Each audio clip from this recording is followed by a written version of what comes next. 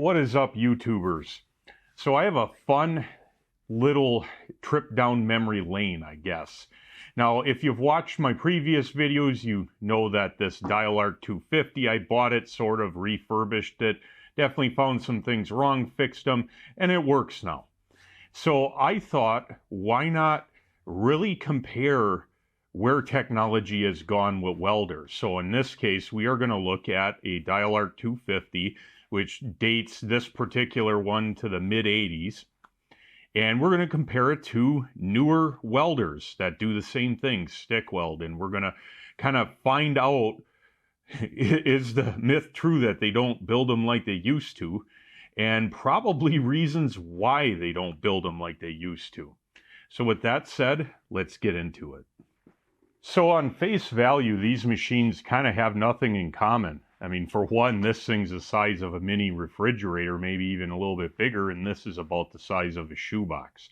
But the truth is that they're both stick welders.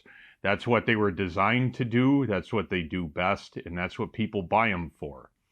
Now, it's a little bit disingenuous to compare these two just from a capability standpoint, because this guy right here with enough power, aka a power plant next door, you can get up to 265 amps on DC and God knows 300 amps or so on AC. So this guy right here is only 225 amps. So there's quite a bit of difference in capability. However, they do make these things that are a slightly less output, and pretty much any older school transformer machine shares almost everything in common with this and very little with this. So from a technology standpoint, this is very comparable to anything that's transformer only based.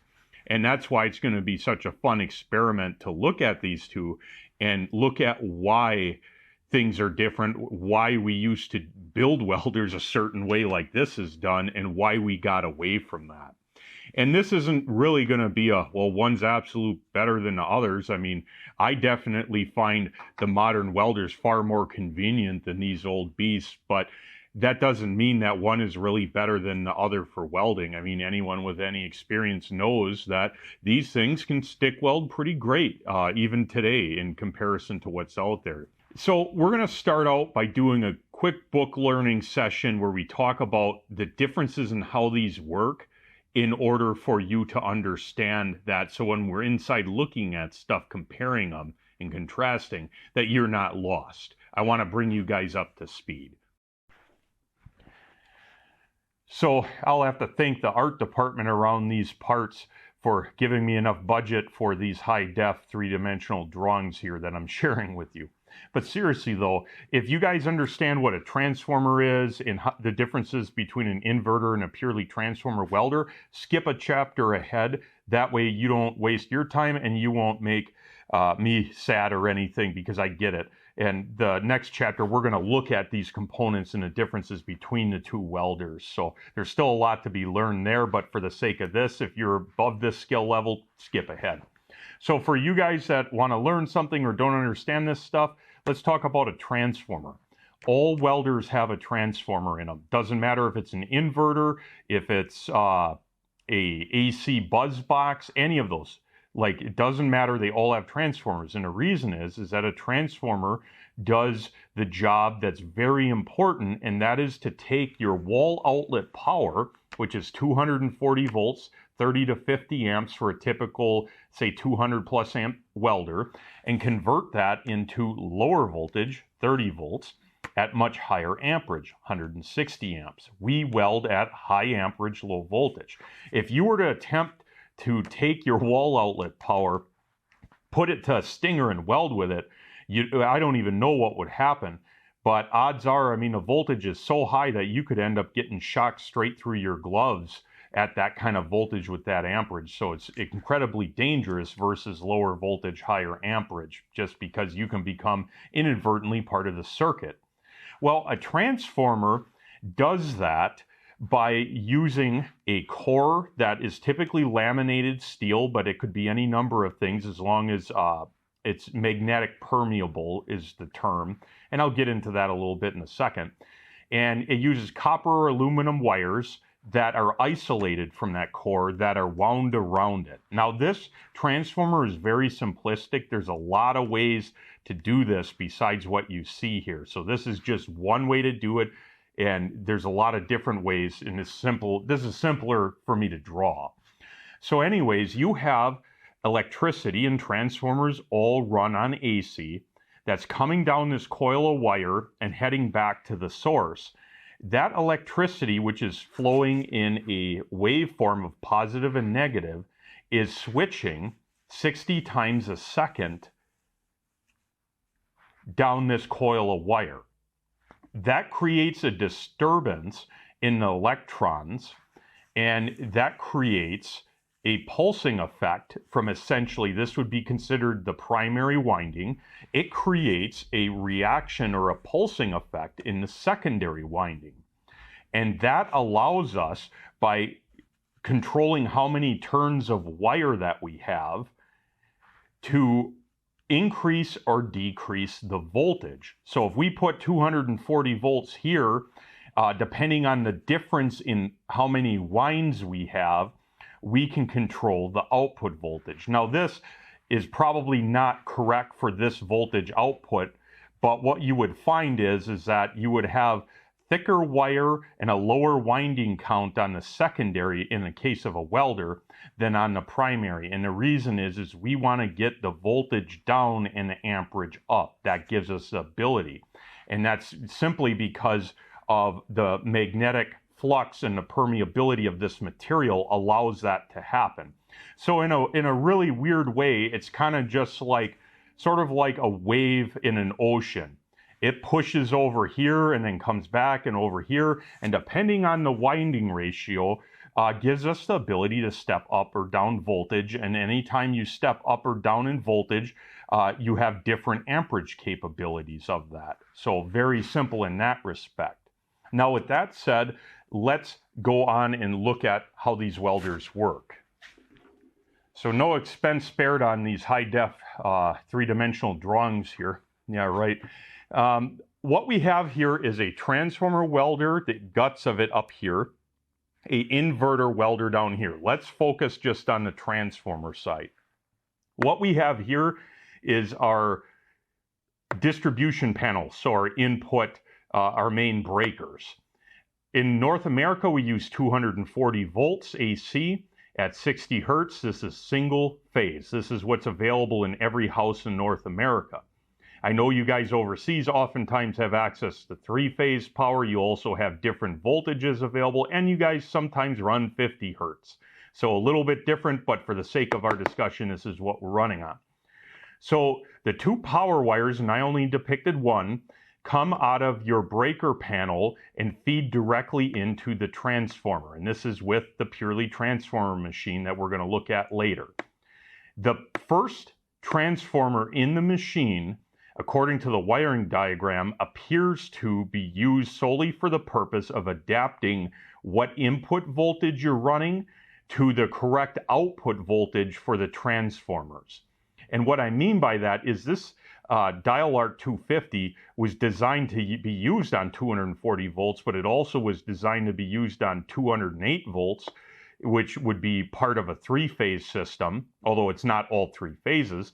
And it would also be adaptable to, I believe it's 480 volts. So because this machine has so many different single-phase voltages it can run on, the only way that they could address that problem, rather than having, say, 6 separate transformers, is to create a welder that has an initial transformer that you just wire up differently depending on what voltage you have. So the first transformer in the Ideal Arc 250 is used for that purpose, to get the output voltage to the welding transformers to the correct voltage. So once we take that 240 volt and it's all taken care of, and whatever voltage these welding transformers run on, which I'm not exactly sure in this case what the actual voltage is, it gets to that, and then this dial arc welder appears to have 2 transformers in it, one which is low and one which is high. So the two different gears are basically just amperage ranges. And the reason they do that is because, well, they have two different transformers, and the two different transformers are really required to get the proper voltage for the amperage you're running at. Because if you recall on this picture, we're running a fixed range or a fixed winding ratio. So say 20 turns to 10 or 20 to 7. We can't exactly change this in a transformer-based machine to try and manipulate our output so it's somewhat fixed. Well, by having two separate transformers, we can have two separate winding ratios, and then we can thus have two separate voltages and two amperage ranges. And if you know anything about, like in stick welding, when you run, like, say, your 6010 rods, like an 1/8 inch 6010, it requires 30 volts open circuit. Well, 7018 requires like 2223. Well, if you used a big old transformer that's designed for 300 amps of output, and then you attempt to get 30 volts out of it at very reduced amperage settings, you're not going to get that kind of voltage because, again, all of these transformers have fixed windings. Like what you put in, you're only going to get a ratio of that out and vice versa. So you're very limited, and how Miller got around that was to use two separate transformers with the ideal voltage amperage curves for welding at those amperages. So that was kind of ingenious. Now, there's a lot of other ways to achieve that, one of which is Lincoln designed, and I don't know that Miller ever used it, but Lincoln designed what's called a shunt that would actually change. It would kind of go in here, and I'll draw it.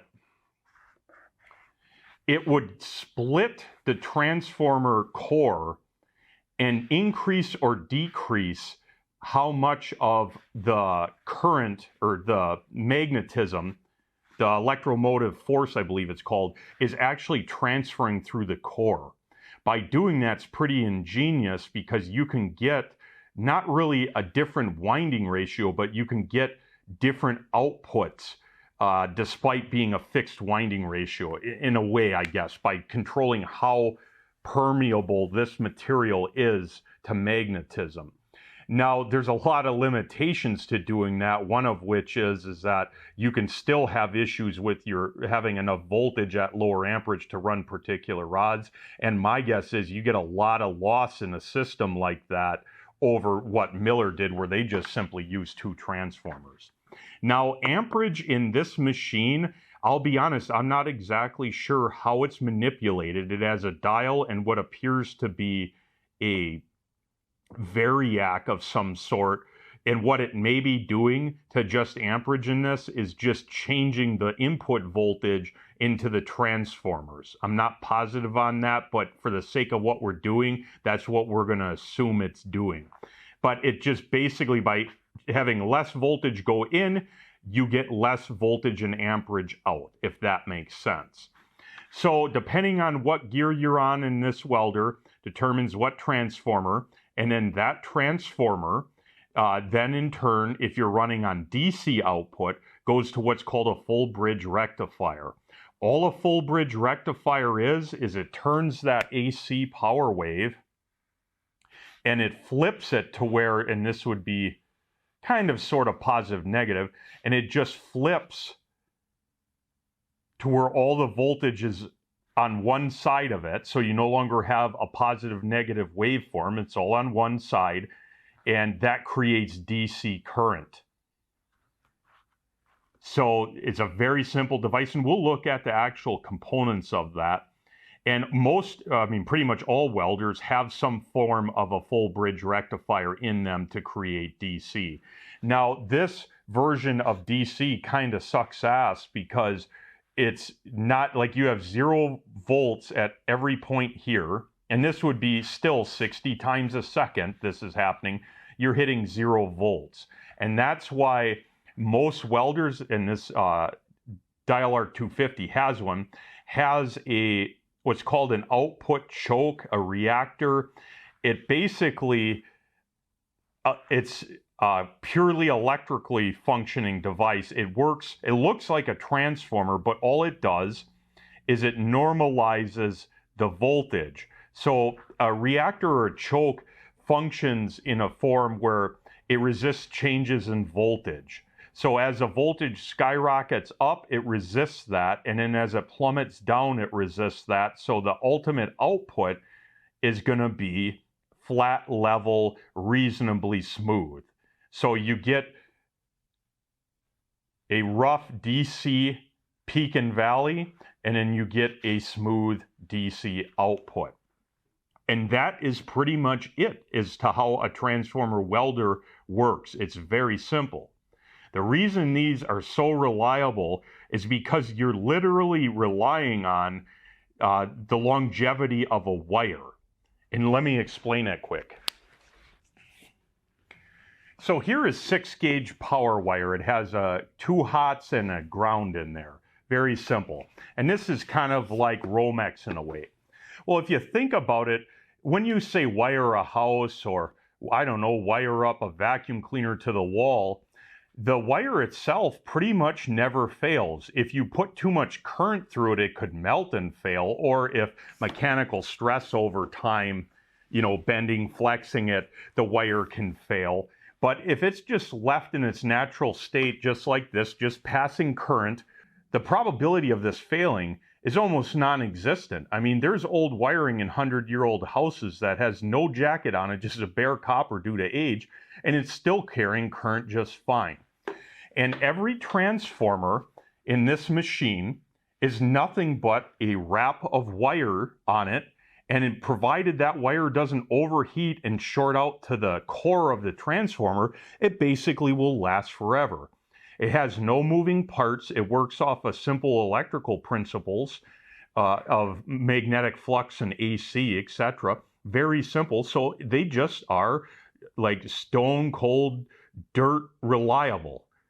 Okay, does dirt taste like dirt? Yes, it does. It's very reliably tastes like dirt. Well, that's what a transformer is. It's very reliable.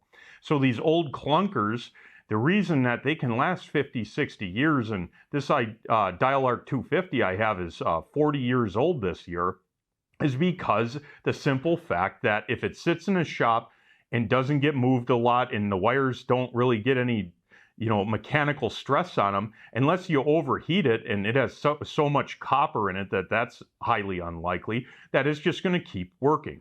The only real component in the Dial-Arc 250 that can fail would be your amperage adjustment, which that's easy to replace, probably $50, and again, very reliable. And then the bridge rectifier, which has 4 easily replaced diodes, could also fail on you. But again, those are just 4 components that are about as hard to replace as a light bulb in a fixture. So again, very easy to fix if they ever go bad. And because they work on such simple principles that they last forever. And this output choke, same deal. It's just copper. So the reliability of welders like this is simply because of how simple they are and the principles that they work under. In direct contrast to that, inverter welders are far more complex. They have more components that can fail, and that's why the reliability is less. So let's look at how those work. So an inverter welder operates under completely different principles for very good reason, and I'll explain that.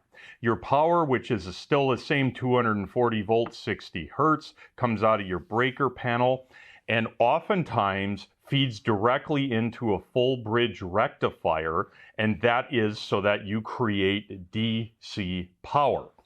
So you're taking, again, that AC waveform and you're converting it to just straight line DC, or at least reasonably straight.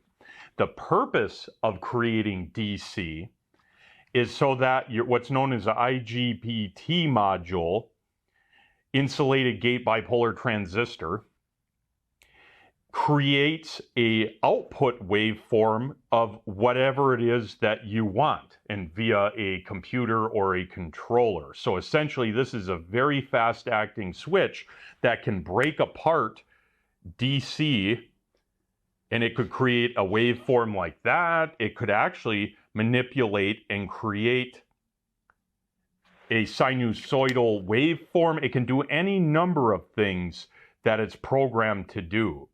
And the purpose of that, and why, well, for one, the technology didn't exist back in the transformer days, but the purpose in the case of modern welders of doing that is that transformers function better at higher frequency. So if you recall, in North America and in most of the world, you're at 60 or 50 hertz, so that's times per second that it switches positive negative. Well, transformers, as electrical engineers found out, become far more efficient at higher frequencies. So thousands or tens of thousands of hertz, they are far more efficient. So the purpose of the IGBT is to essentially create an AC waveform, because transformers only work on AC, that is something that you can't get from the power grid. Therefore, you can boost your efficiency, and therefore you can downsize your transformer from a big, massive hunk of steel and copper to something more reasonable.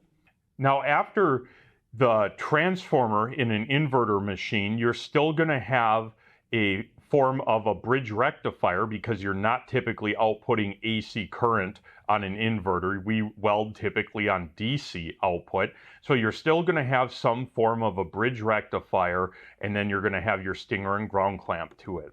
Now, you also typically will have a inductor or a choke, a reactor, some form of an inductance in the circuit in order to smooth out the ripple that's still created by this bridge rectifier. Now, this is not necessarily how every inverter welder works. And what I mean by that is there are ways, without using just straight diodes, to create what you see here. This is a simplistic approach, but this is how most of them are working. It sounds ridiculous, but you're converting AC from your panel to DC to AC to DC. So you have all these conversion processes, and then you weld with it. Versus in a typical purely transformer machine, you have AC in, AC, AC, AC, all the way through the whole welder, and then it's converted at the end to DC out. So everything is 60 hertz internally, versus this is manipulating the frequency and the voltages, everything through it, and you're going from DC, AC, DC. It's kind of crazy that you have that many conversions, but that's really what's going on.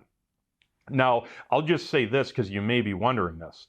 Well, if 60 hertz sucks for a transformer, why don't we just have at the wall, say, 5,000 hertz? And the answer to that is pretty simple.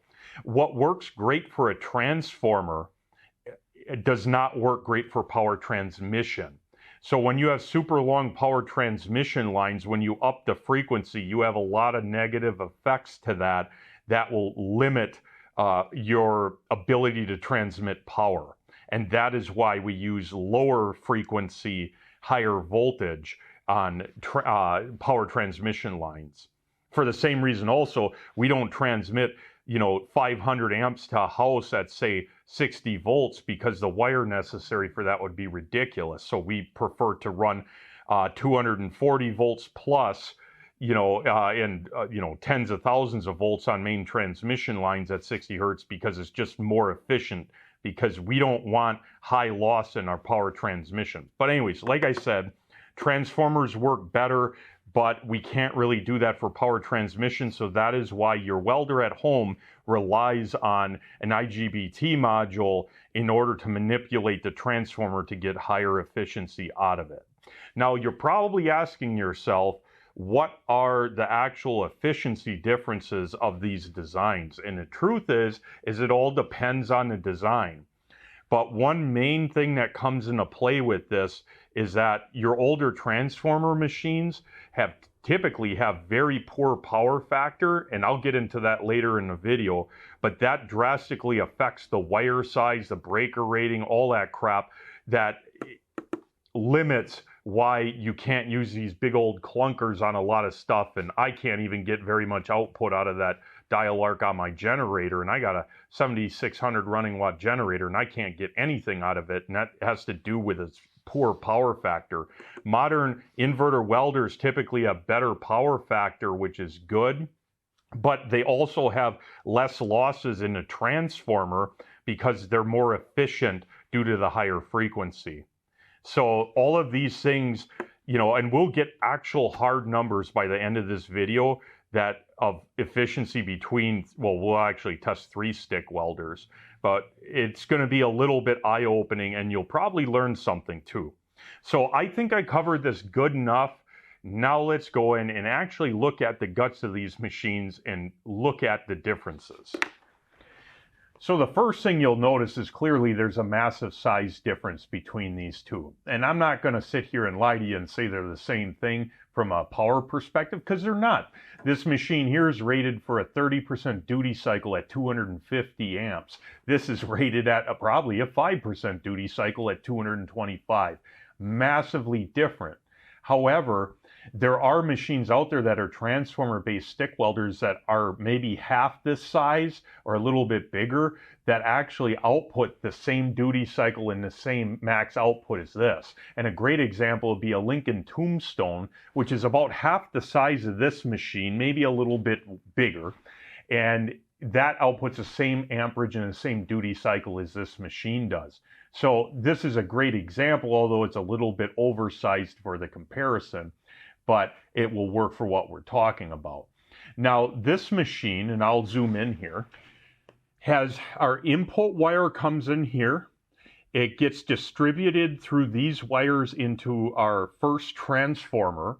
This transformer can be adapted via how you put these jumpers in this board to different input voltages. So that allowed this to work in more industrial environments that have much higher voltage. And then it could also work on a sort of a standard household electrical system. Now I kind of say that tongue in cheek because this device, in order to get 300 amps of output on AC, 265 on DC, you actually need about a 90 amp breaker to power this. So pretty much astronomical to get that kind of output versus a lot of modern 200, 225 amp stick welders can run on a 30 to 40 amp breaker and be fine. So pretty inefficient as far as that's concerned.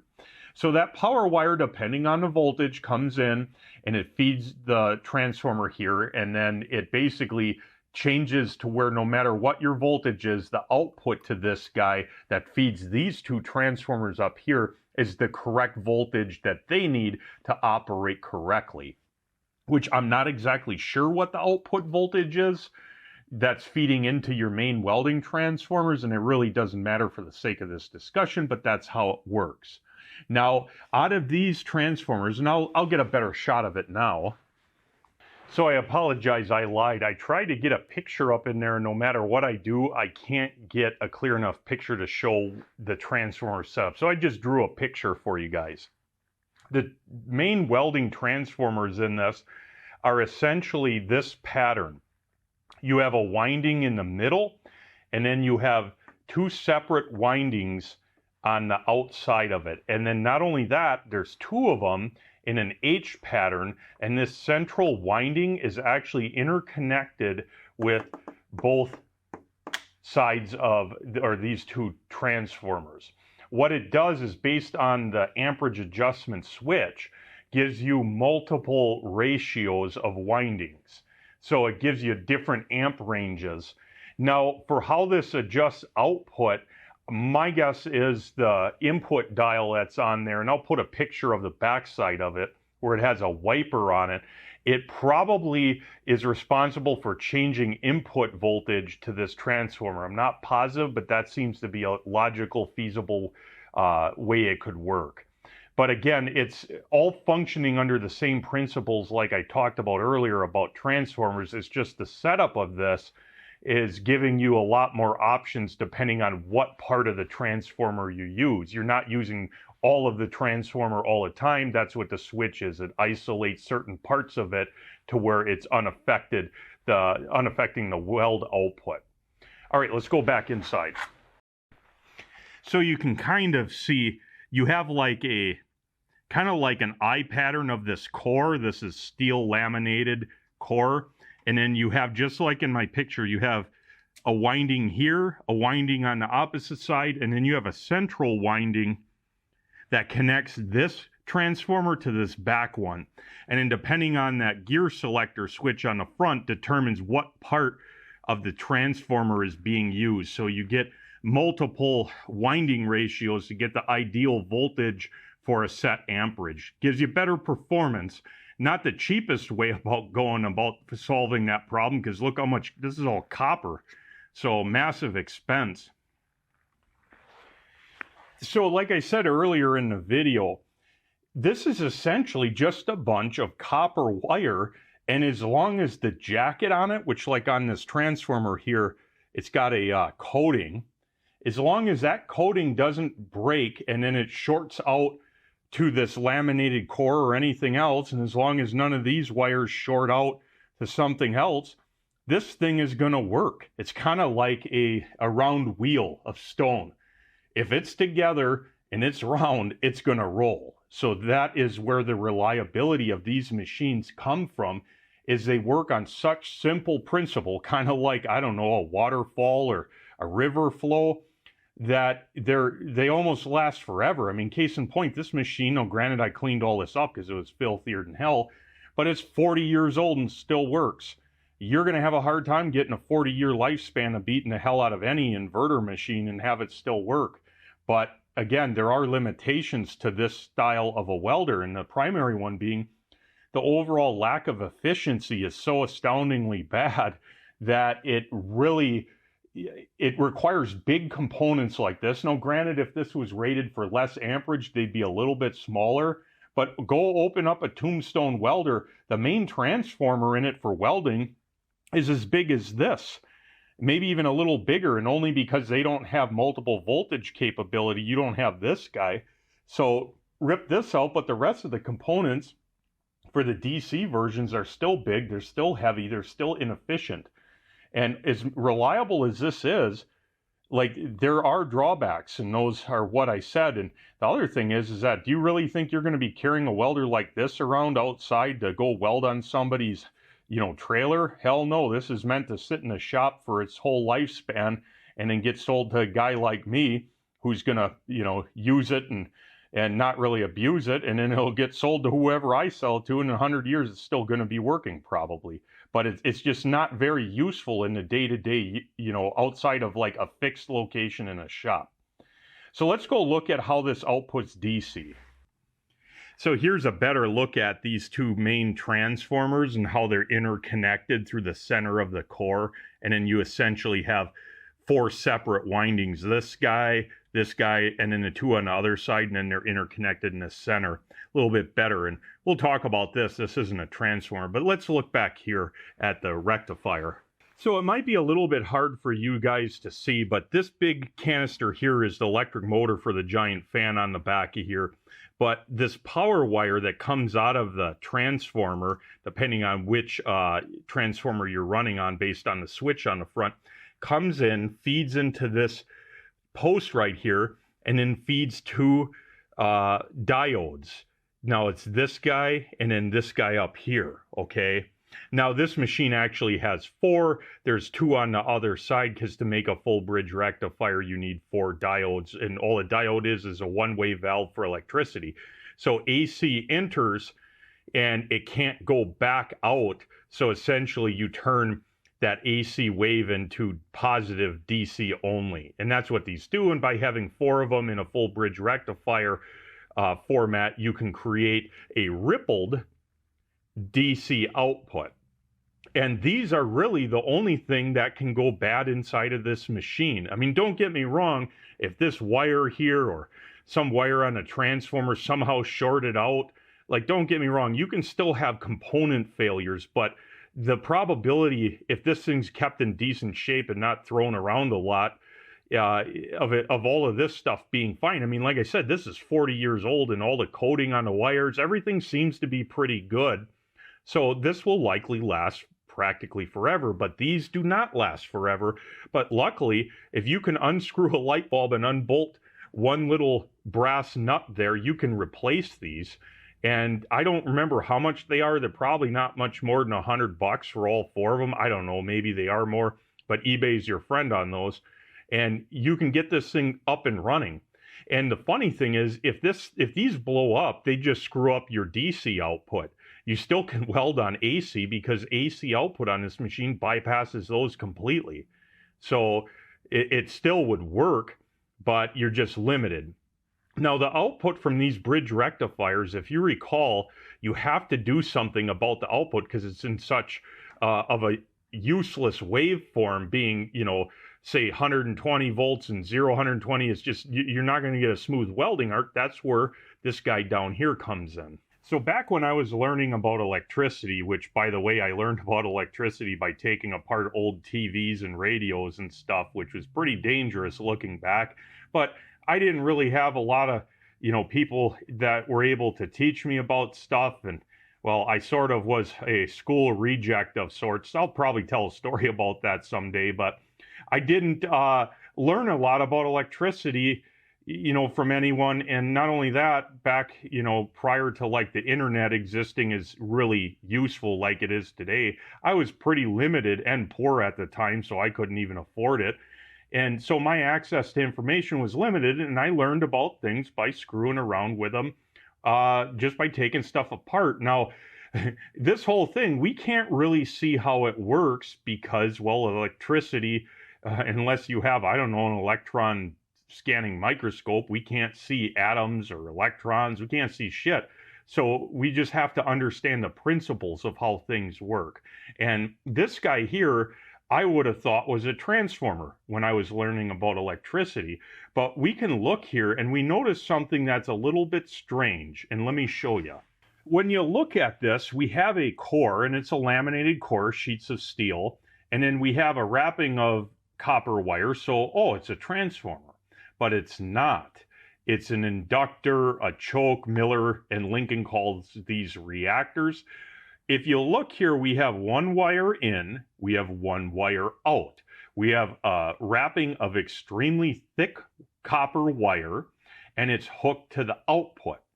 Well, we know that you wouldn't just hook a transformer like this with only two wires, one input, one output, to an output. Like, what purpose would this serve? Transformers have a set of wires on them generally. So you would have one input, say here, one output, and then you'd have another set of wires maybe on the other side, input, output, because a transformer, we're converting voltages, right? Well, since this only has one set, it can't be doing that. So what this is actually doing is power wire on DC, so out of that bridge rectifier over there, comes out of this into this, and this, being a big giant copper coated or solid copper wire mess of wires, works as an inductor. So as current and voltage, we'll say voltage, rises in here, so on that shitty DC rectified waveform, as the current rises, or the voltage, this resists it, and then as it drops, it keeps the voltage artificially high in a way. So this normalizes the poor DC output to something that's more stable. And this is what you'll find on any transformer machine that does DC output, including inverter machines will have a form of this because it cleans up the output. So you get more steady voltage, more steady current, and it's more usable for welding. This one happens to have a gigantic one. And that's going to be typical for something like this because, again, of the amperage capability it has and the fact that how it manipulates DC is fairly poor, we'll say. And it's far better to add something like this in it and oversize it to get at least somewhat of a clean output. Now, again, in a modern welder, you don't have anything even close to this size for an output choke. You don't need it. Okay, and of course, this is an item that causes loss in the system. So some of the loss is just through the magnetic flux that's created in this, because this is permeable to the magnetic flux, and it's also lost in heat because of the resistance in this. So this isn't like a no loss, all win, no loss situation. There's problems with this, and again, big components like this, they will heat up, and that's all loss, especially at higher amperages like this thing's capable of. So let's wrap up this machine and then let's look at the modern kind of, not really equivalent, but the modern thought process behind making welders.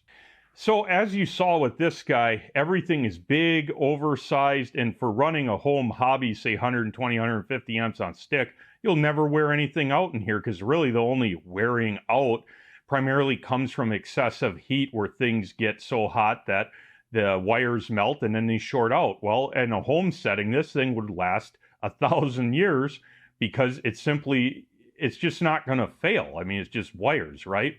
Not to say that this can't, because you could totally have a transformer fail on here and short out, and then at that point, well, you're kind of screwed. You're going to have to find a transformer for this or rewind the transformer that's in it, which isn't very easy. So these aren't, you know, excluded from failures, especially if you don't, you know, blow it out once a year, or at least try and take care of it somewhat. So, you know, but they do. I mean, realistically, this is 40 years old this year. It definitely lasted this long, and it'll last another 20, 30, 40 years without problems. So if you really are concerned about reliability, you have the space for the machine and you have the power to feed it, these things are great. But just because it has pluses, the drawbacks, mainly being weight, size, and inefficiency, are why we don't tend to build welders this way anymore. And case in point, let's look at this Harbor Freight. So this is a little bit of a jumbled mess in here, but this one actually isn't that bad. It's kind of set up somewhat efficient from a design perspective. But as you can see, everything is massively smaller. Now you can get a modern inverter stick welder that's capable of outputting more than this Dial-Arc 250, and they're only about double the size of this, so they're still about 1/10 of the size of this Dial-Arc. So this is really still a valid example of how much smaller you can truly make something with modern technology. Now, let's just go quickly through this, and I'll put a link down in the description because I did a breakdown of this in a previous video, so I'm not going to go too in depth, but let's just look at the main components. So clearly this guy isn't as simple as the Dial-Arc, and it's a lot harder to explain what's actually going on. We're mostly going to ignore all of the components here because a lot of these components are simply part of the controlling of what's known as the IGBT modules. But simply put, based on what I see here, and I could be wrong because I don't have a wiring schematic of this, is that I believe this and these are responsible for converting that 240 volt, 60 hertz. It converts that into direct current, and then it converts it to a IGBT module to create its own AC frequency and wave that's separate from what's in the wall. That gets fed into this transformer, and then this transformer likely goes to here, which this is probably a bridge rectifier of some sort, in order to convert that AC into DC. And then this guy is the output choke, or the reactor as Miller calls it, and then that goes directly to your output. So if you notice, this transformer is the size of, I don't know, a apple, versus you got ones that are the size of loaves of bread down in the Dial-Arc. And this is technology at work, guys. This is so small because the input frequency of AC is so high that it becomes so efficient that you simply don't need massive transformers anymore to get the output that you need, or for them to do their job. They're far more efficient at higher frequency.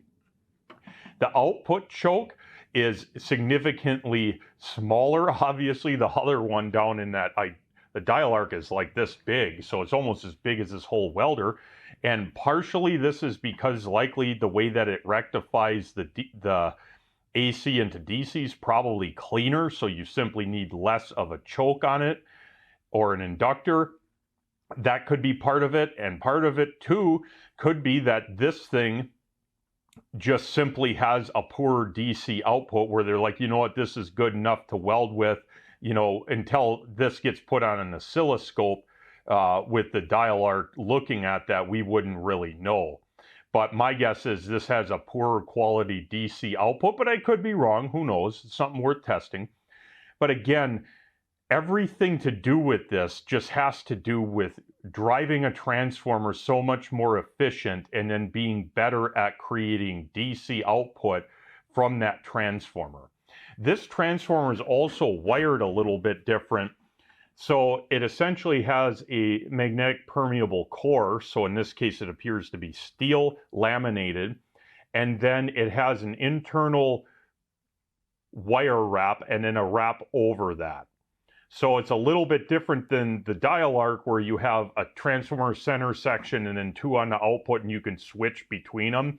And the reason you don't have multiple transformers with this machine is because you're basically manipulating it via the input side of things. So what you're feeding it, you're manipulating, and you simply don't have any of that in a dial arc. It's whatever's at the wall for frequency is what you have to deal with. So again, all of this just has to do with how a transformer is powered, and that's where all the efficiency, that's why the components are reduced. And now, like I said, they do make 300 amp stick welders or DC power sources that will handle a duty cycle even higher than a dial arc, and they're honestly only about double the size of this machine, so clearly the component size can be massively downsized. This, again, isn't really too comparable on output. Now, there's a couple other interesting things here to note.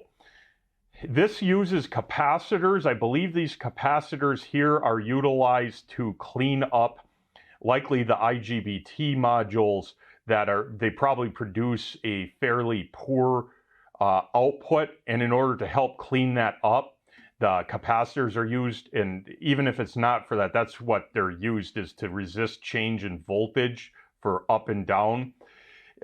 So that's interesting because we don't have any capacitors in a dial arc. Now, you have lots of little transformers, you have lots of little capacitors, you have relays in here, you have all these components all over, you have MOSFETs in there. All of these components, if any one of these fails, this whole thing isn't going to work. Well, when you don't have any of these, other than 4 diodes as part of a bridge rectifier in that dial arc, clearly it's going to be more reliable. Now, from an electronics expert, and I don't claim to be one, but I do repair stuff from time to time, if something failed in here, you'd probably see it, and its electronic speak is shit stains. Basically, it'll pop like this little black capacitor here, will short out, pop, and you'll open this up, clearly see it's failed. You unsolder it, find out what component it is, part number, replace it, and you're good. And, well, in theory anyways, but a lot of times a simple capacitor replacement might get something like this running again. So these are repairable to a certain extent, but the probability, it's Murphy's Law. What can go wrong will go wrong. Well, more components means more failure potential, means probably won't last 40 years. And I'll be honest, there's no way this thing, if you used it every day, will last 40 years. The dial arc, ideal arc, any of them old school, even a Tombstone, Lincoln Tombstone, those will last 40 years. Why? Because there's nothing really that can go wrong for the most part. So Murphy's Law. All right, let's talk about the actual welding differences between these machines. So when it comes down to it, let's say you have a shop and you can fit any welder you want. You got all the power in the world, so that doesn't matter, right? What does matter is how a particular welder welds. And what I find, having used welders like this and I've owned transformers, I've owned inverters, I have tons of welders, ran tons of welders, probably, I don't know, you get the picture. I find that, surprisingly enough, these old school transformer machines often weld really good. Even the transformer only TIG machines, like from Lincoln and Miller, that are real old school 300 amp machines, I like the way they weld. They do weld good. However, you have a lot of limitations on those machines. If you remove the power issue, if you remove the physical size and the portability, the modern inverters give you more control. Like my Dynasty 210 TIG welder, I can manipulate every aspect of the AC and DC TIG arc in ways that an old transformer machine can't even dream about. Now, in many cases, the difference isn't really huge, like from welding aluminum, being able to run 400 hertz versus 60. To me, not a huge difference, but I don't do production parts. For a guy doing production parts, having that minute control on everything is beneficial with the modern inverters. But I can tell you for a fact with stick welders, like this machine here doesn't have a hot start. I like hot start. All it does is when you strike an arc, it boosts the amperage a percentage of what your base amperage was, and it makes, well, the rod won't stick. And two, it melts together the start of a weld better. So like on a fillet weld, you don't get a lack of fusion in the first half inch or so of the weld, which is very typical if you don't have hot start. So hot start's something this doesn't really have, but is beneficial. Another thing is what's called arc force control. Arc force is basically the tighter you hold your arc gap, the welder reads the arc voltage, and the lower the voltage goes, the higher it boosts the amperage. Well, arc force is really awesome for particular rods like 6010 because you can literally cram that rod into there and then back off and manipulate your arc gap to create a digging effect on the base material, which on, say, thick, rusty, nasty steel that you want to burn some of that crap out and get some good penetration, having high arc force setting is really beneficial. Well, this machine doesn't have arc force control. Now, granted, this one doesn't, but most dedicated stick welders today do have arc force control. So that's another benefit. Now, modern inverter stick welders, some of them can do pulse on stick. I personally don't see the benefit of that, but it could work maybe for a poor fit up for repair work, but that's another option. The invention of inverters, which really, again, just has to do with how that transformer is manipulated, just gives you more options. And I find certain inverter welders also have very, very clean arcs to them for stick. Now this guy, I've done a fair amount of welding with it in the last couple days since I fixed it up, and I like the way it welds. It welds perfect. 6010 isn't quite what I would like, and I can't adjust it any different, but hey, it is what it is. Now, I'm only talking about this stick machine. When you get into inverter versus transformer MIG machines, the difference is, I would say, more significant, because with the inverter machines, you can adjust inductance, you can adjust run-in speed, all of this stuff that came with the computer-controlled inverters that just make it easier to make good welds start to finish that inverter machines brought with them. But from a purely stick perspective, these old clunkers are still awesome if you have the power to feed them. And there's really not a whole lot of issue with them, and anyone can learn to weld with these. And hell, half of America right now is probably built with one of these machines or a bigger unit version of it. So don't sell these short. They're still awesome. So with that said, why don't we do a couple test welds just to get a rough idea of efficiency? So for testing purposes, I rigged up, I spent some money, some of the channel's money, and I have a digital readout that's going to look at amperage drawn, our line voltage, our calculated wattage, and it's also going to calculate what's called power factor. And that's something that I haven't used in previous videos really, but is directly relevant to what we're dealing with today. And what I'm going to do is I'm going to run 3 different welders, all at 90 amps output. And we're going to look at what that true wattage is, what their power factor is, and how many amps that it's loading the line with. And we're going to learn a ton about electrical efficiency of what's actually going on. So I'm going to put a camera just on this as well as on me welding. And we're going to look at the raw numbers. I'll put up some information so you guys can understand what you're looking at as we go. And then at the end of it, I'm going to talk about power factor and explain what truly is going on here. So when we look here, this is the Dial R250 just idling. It's pulling 5 amps roughly just to idle, so that's the fan. And it's drawing about 592 watts it's actually using. The power factor is pretty poor at 0.47, and we'll talk about that after we test it. But our input voltage upper left is also 248. It'll drop a little bit once we actually get welding. Welding wise, so I got a 332 7018. The machine is set for 90 amps. Let's run a bead.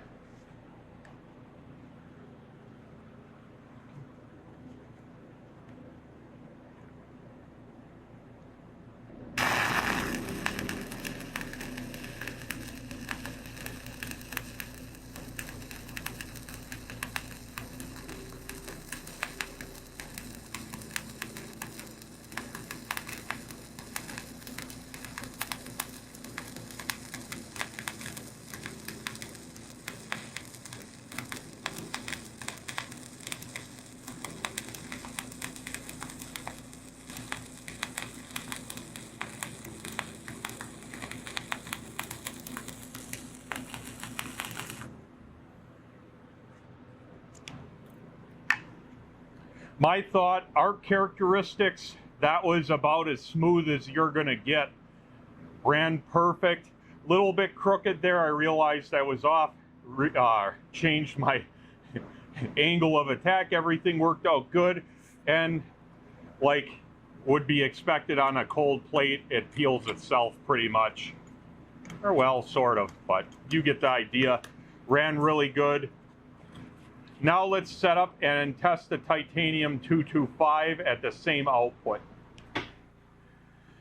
So now I am set up with the titanium 225 at approximately 90 amps output. You can see it's only drawing half an amp at idle, so significantly less. 56, 57 watts at idle, so much less actual power consumption. And that 57 watts is actual. It's corrected for the power factor, so that's good. And the power factor is slightly better than the dial arc at rest, but still not the best. So I'll chuck up a new rod and let's make a bead on plate.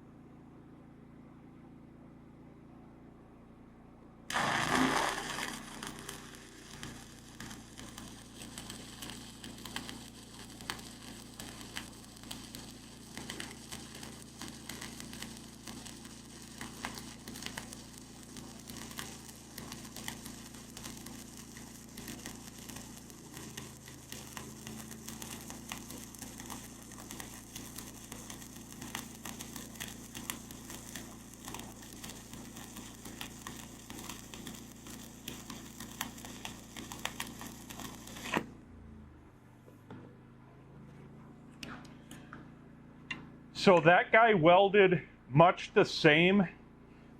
I kind of liked, well, the start on it, I stuck the rod, but the start was definitely rougher on the titanium 225 than on the dial arc machine. So the start better on the dial arc. Other than that, it ran similar. It definitely had a different feel for the arc, I would say. My rod angle was a little bit more aggressive, lean back with the titanium 225. That was just kind of really so I didn't get welding spatter on my decent coat, but whatever. So bead-wise, they look similar, and at the end, we'll go over these and look at them. So now I'm going to switch over to the ESAB Rogue 200 and see how that runs and its efficiency. So now I got the ESAB Rogue 200 set up. You can see that its input wattage that it's consuming is about 57 watts. Its actual amperage draw is 2.5 amps, it looks like, or quarter amp, and its power factor is sky high for idle, which is good. Same input voltage and everything, so that all looks good. Let's burn a rod with it.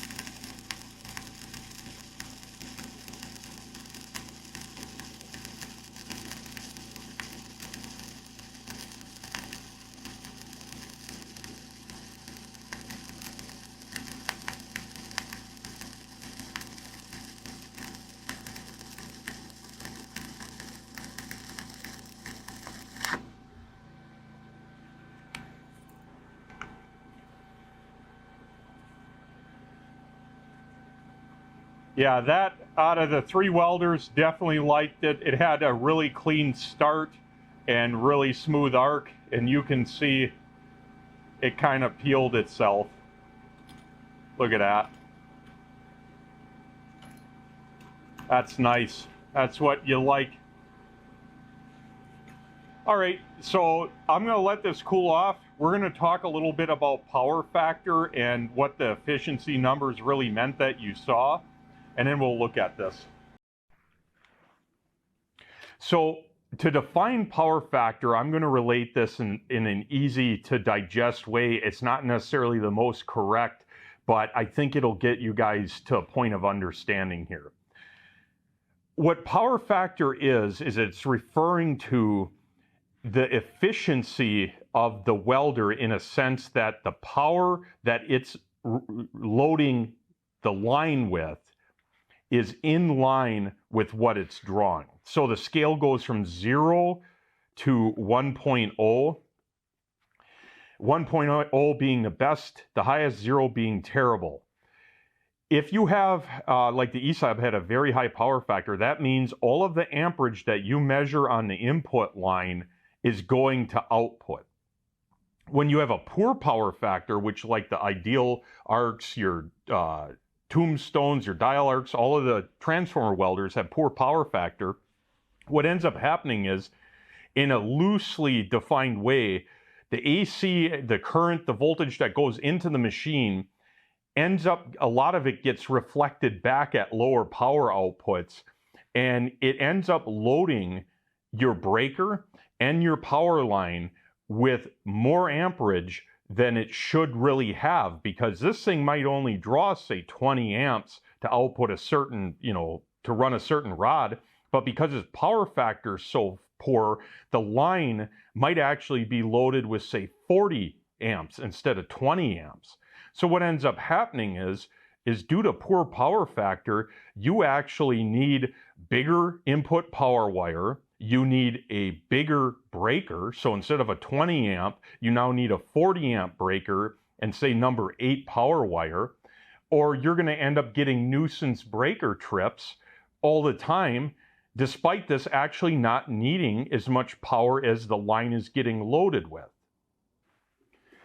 So basically, poor power factor is not desirable because it requires bigger breakers, bigger power wires, and the welder is inefficient in the sense that it's loading up everything despite not needing it. Now, the power factor will generally increase, so it'll go higher as the amperage goes up, which that's fine and all because it's consuming more of what's coming into it.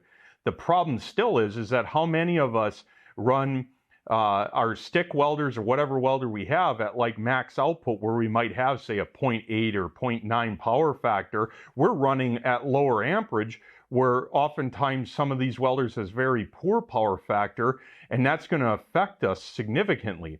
Now, I run on a generator, and the problem is, like with that dial arc, its power factor is so poor that I can only get about 90 amps of stick output on it because it's loading the power line, like you saw, with over 35 amps of draw on a 30 amp breaker just to output 90 amps. It's not that the welder is that inefficient. It's that the power factor is so bad that the line is getting loaded with the power that's coming back towards your panel into the power plant out of the machine because of the poor power factor. Now, how you get improved power factor is to do what ESAB does and what a lot of other welder manufacturers do, is they add what's called power factor correction, which is circuitry and components to solve that reactive power that's going back towards your breaker panel in the grid, to where whatever it draws is just what it's using and nothing more. Now, most welders out there honestly don't have that, and it really doesn't matter because you're plugging it into a home outlet, and who the hell cares that you have poor power factor? It doesn't matter. Okay, but if you're like me, you're running on a generator, or like with the Rogue, Rogue 200, if you're running mobile and want to run on 120 volts, poor power factor is just going to cause breaker trips at low output. So if you can improve that, you can get more output. And it's not that you're getting more output, it's still consuming the same amount. The efficiency is efficiency, but you're not loading up the power line with reactive power, if that makes sense. Now, the interesting thing, and you might want to, or you might be asking yourself this, is that, well, that dial arc 250, if it's drawing, 37 amps to output 90 amps of power, well, am I paying for that? Well, the truth is that in the home setting, where we don't really use massive amounts of amperage, we actually only pay for the power consumed. We are not paying for that reactive power that's being fed back through your meter to the power plant. So the fact that you have an inefficient as hell welder, yeah, if you clamp meter this line right here, you might be reading 30, 40 amps like I've done in previous videos, but the actual draw is not that. It might only be 20 amps that this is consuming. You pay for consumption, not the amp loading. And I know this sounds confusing and complicated. It's just, that's the reality of it. There's far more going on than even I understood or knew about until recently, and that's why I'm sharing this with you, is to kind of try and explain this. But in a home setting, you pay for what's consumed, and it's not that this is fictitious power, the reactive power. It exists. It's loading your power wire, it's loading your breaker, so it can cause issues, and it requires bigger wire, bigger breakers, all of that. You're not paying for that in a household setting. In an industrial setting, if you have poor power factor on your equipment, you might get docked money, but that's a totally different thing. But for us running on generators or undersized circuits or 120 volt, poor power factor is not desirable at all. And that's why, like that dial arc 250, I can only get 90 amps out of it on a 7018 332, and that's it on a 7600 running watt generator. It's not that it's consuming 7,600 watts out of the generator. It's that it's loading all the circuitry to a high enough amperage that it causes a breaker trip above there. So it's like fictitious power, but it still exists. It is actual current. It's just that we're not utilizing any of it. And for the most part, that's not a problem. I think you understand what I'm saying. Now let's talk about the actual measured efficiency of these devices with power factor included. And that will be kind of surprising. So what does all that data really mean? Well, this tells us, and I will simplify what we're reading. Dial arc 250, titanium 225, Rogue 200 right here. Power factor averaged on the dial arc at 0.51, a little bit better on the titanium at 90. All of these are 90 amp output, 0.59, and the power factor on the R200 was 0.99 or 1, almost perfect. Now, I will tell you that the higher the amperage goes with the titanium 225, its power factor goes up significantly. So it's not like kicking back power out of it and loading up the line at higher output. Presumably the same thing would happen to a certain extent with this, but at welding amperages of 90 amps, this is what we're dealing with.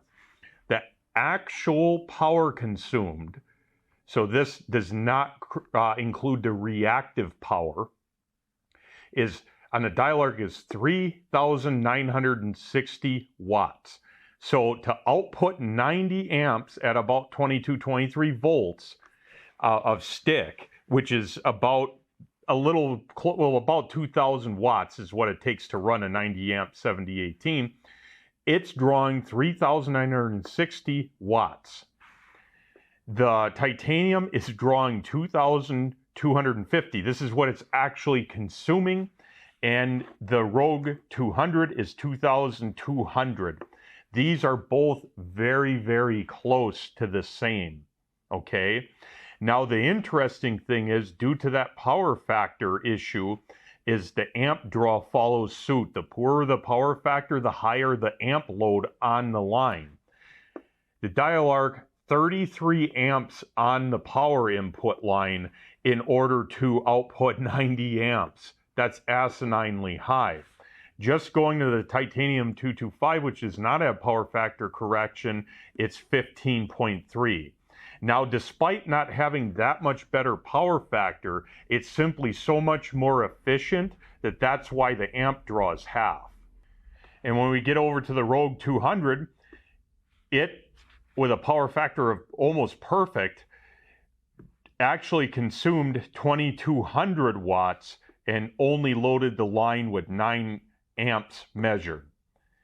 So same output, you're going to need arguably number 8 wire on a 40 amp circuit to be able to weld with the dial arc at the same output that this only loads the line with 9 amps. That's insane. Now, to put it in perspective, these numbers down here are what, if you clamp metered the input on these machines, what the actual wattage. So you would need to size your breaker according to this. You would need to size your wire according to this. So to put it in perspective, a 30 amp breaker would over time would likely trip with this running with the dial arc at 90 amps output, because the actual load on the wire it's putting is 7,722 watts. Swapping over to the titanium's 3,733 and the Rogue 200, 2,214. And again, this is very, very close to what it actually is consuming because the power factor is so close to being perfect. And this is an excellent demonstration about why it pays in certain circumstances to get better welders with power factor correction, because a lot of them out there don't have it. They'll generally advertise that they have it, because you're going to simply need on a generator or a breaker a bigger breaker and bigger wire to run the titanium than the Rogue. And then for this guy, you're going to need like number 2 gauge to max it out on a 100 amp breaker. And it's not because, I mean, don't get me wrong, it's inefficient as hell, but it makes it even worse by being inefficient and having poor power factor. So let's look at the actual hard numbers, because this is really easy to understand. The dial arc 250 is 50% efficient, which means forget about the fact its power factor is poor. Of the actual power that it consumes, so it's using to output that 90 amps, is 50%. So half of the power that it actually uses is going to be converted to heat, more than likely. So you have a 2,000 watt heater in that machine. It is essentially what you have when you're running a 90 amp 6010. Or 90 amp, pretty much 90 amp on anything. I use 7018.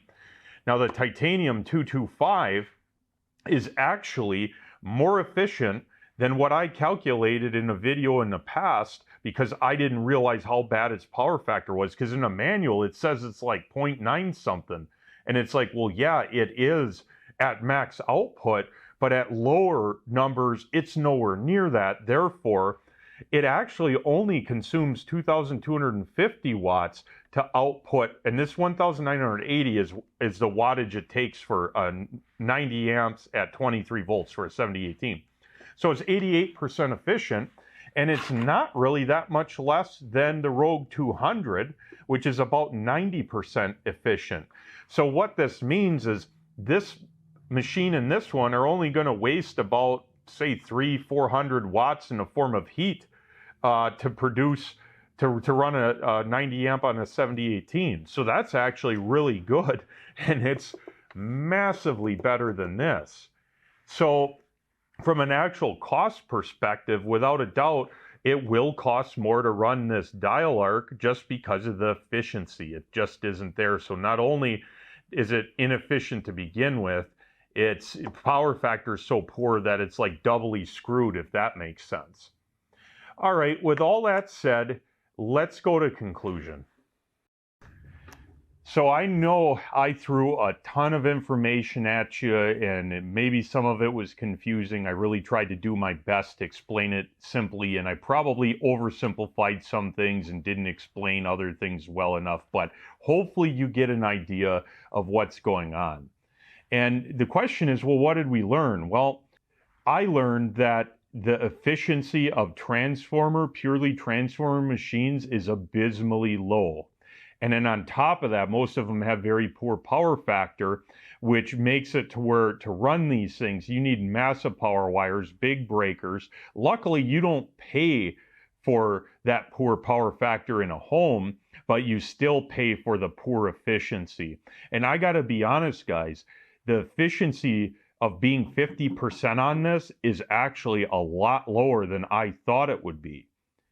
But when you think of it, it kind of makes sense. If the transformers in it aren't very efficient, an inefficient transformer means it's losing a lot of power to heat generation. Well, it would kind of make sense that they would need such big transformers in this with big, laminated cores and big thick copper wire and all of that, not just because of its power output capability, but to help dissipate heat. Okay, so it makes sense that all of the inefficiencies of running on 60 hertz from a wall and not being able to manipulate what you're feeding the transformer would force you to use big components. So I guess the question is, the old saying, they don't build them like they used to. Is that a true saying? It is true. But in the case of this, I think you guys understand why we don't really build welders like this anymore. Now, there are ways to make a purely transformer welder more efficient, like you can use a different style of transformer, you can use power factor correction on this, but that really just is going to solve more of the power demand, the artificial loading of the wires due to poor power factor, but you're never going to see 90% efficiency out of this machine or anything like it. And that's a big driving factor to why modern welders, and keep in mind, these are really small to be comparing to this, but even the modern equivalent of this is no bigger than both of these combined. And the reality is that why should you buy a machine that wastes a significant amount of electrical consumption in the form of heat? It's just not efficient. And these modern machines, especially the higher end ones where you have adjustable arc force and dig, and especially MIG and TIG, the amount of control you have is unbelievable. And I can't imagine a world where I didn't have all of those things. Don't get me wrong, this big clunker, which I really like, welds great, and I have no issues with it at all. But it definitely, I'm glad these newer machines are out. Now, if you're really worried about long-term reliability and longevity, you can't beat these machines.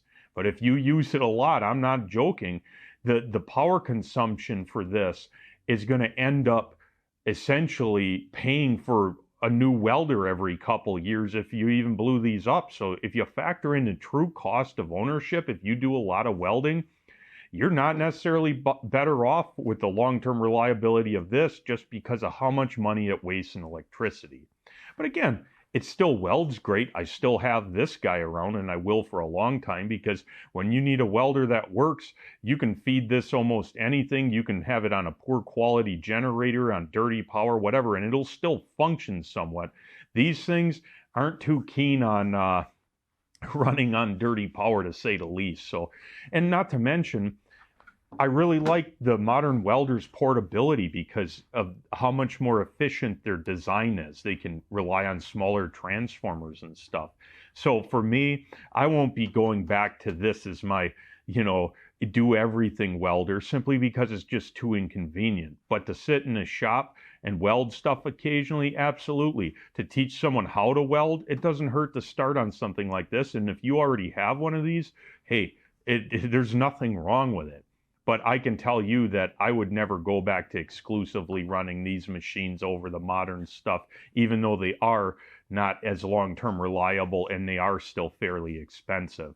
So I guess the gist of this is that, well, this guy, $300, sub $300. I bought and refurbished this. I'm about $315 into this, including the gas money to go and get it.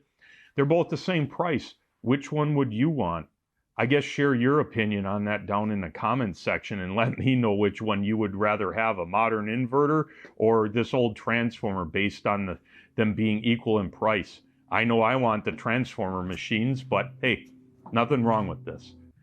Oh, and before I go, I thought I would show you this.